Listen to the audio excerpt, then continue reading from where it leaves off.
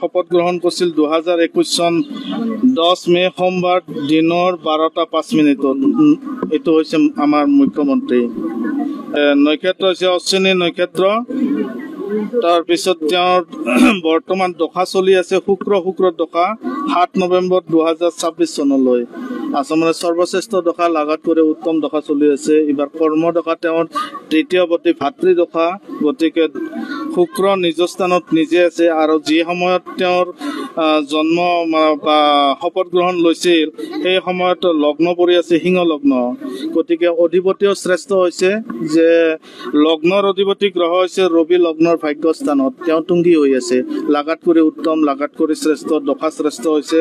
আৰু 7 নৱেম্বৰ 2025 চনলৈ যিমানখিনি শত্ৰুতা হৈ থাকিলেও শত্ৰু বৃদ্ধি কৰিব নোৱাৰে তেওঁ। এইটো হৈছে দৈত্য গুৰু শুক্ৰাচাৰ্যৰ কাৰণে। গতিকে শুভটো শুভ বুলি ক'বই লাগিব। যিখিনি হৈছে ধন সম্পদ লাভ, কৰ্মৰ উন্নতি, সম্পদ লাভ, সন্মান লাভ আৰু প্ৰীতি লাভ হৈ আছে। ইয়াতে 14 আহাৰৰ পৰা ৰাজনীতিক ক্ষেত্ৰত সাৱধান থকাটো মংগলজনক বুলি কোৱা হৈছে। 14 আহাৰৰ পৰা তাৰমানে ৰাহু আৰু কেতু সঞ্চাৰ হ'ব। এইবাৰ শনি সঞ্চাৰ হৈছে বহাগৰ 5 তাৰিখে।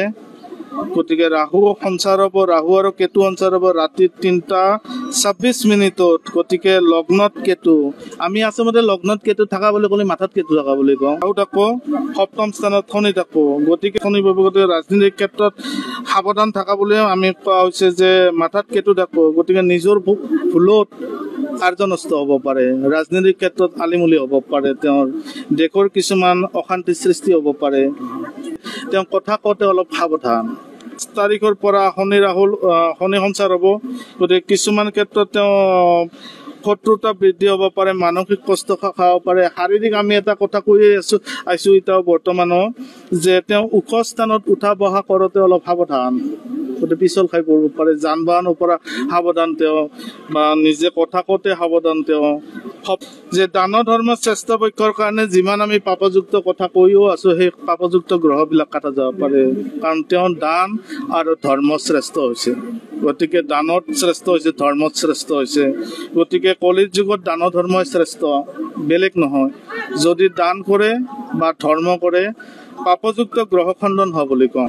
ৰজাৰ শুভ পক্ষৰ পক্ষত মই আগতে কৈছো যে ধন সম্পদ লাভ, শুভ কাৰ্য লাভ হ'ব পাৰে, সন্মান বৃদ্ধি হ'ব, প্ৰীতি লাভ হ'ব পাৰে, নানা পক্ষত সম্পদ বৃদ্ধি হ'ব পাৰে অসমৰ পৰা।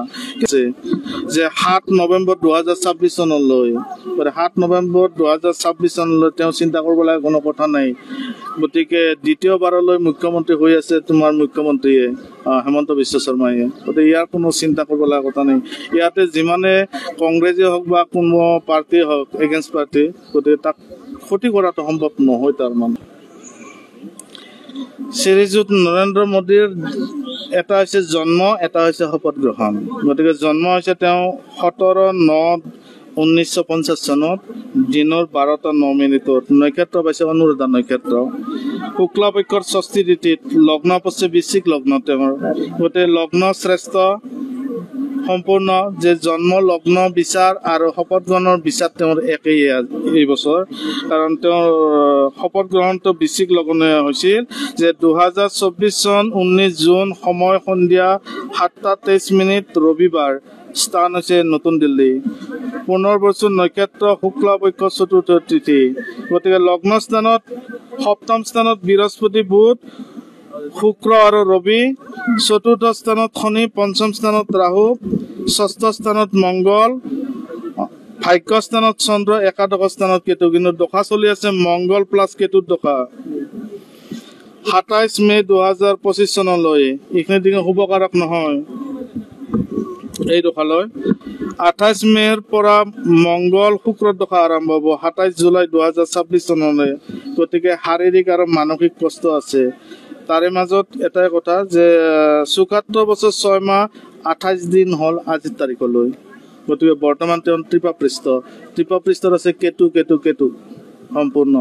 গতিকে কেতু কেতু কেতু পক্ষত অলপ এইবাৰ ভাৰতৰ সিমান এটা শুভকাৰক নহয়। এইবছৰ বেছিভাগ তাৰমানে সংখ্যালঘুৰ শক্তিৰ মাত্ৰাটো বেছি। গতিকে তেওঁলোকৰ পৰা এইবাৰ অসম বুলি নহয় সমগ্ৰ ভাৰতৰে ক্ষতিকাৰক হ'ব। শুভকাৰক নহয়, আজি নহয় বহু বছৰ আগতে কোৱা হৈছে তেওঁলোকে।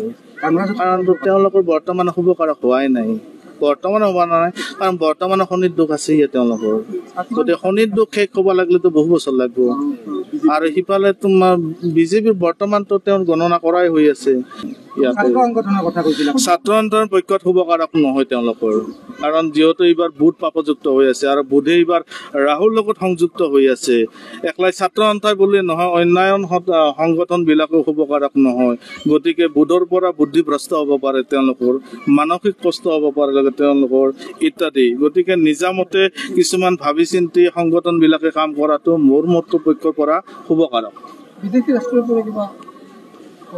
কোনটো বিদেশীৰ মানে এইটো বাৰ মানে কি পাকিস্তানৰ আৰু তোমাৰ ভাৰতৰ অলপ মই কৈয়ে দিছো যে যুদ্ধং দেহি।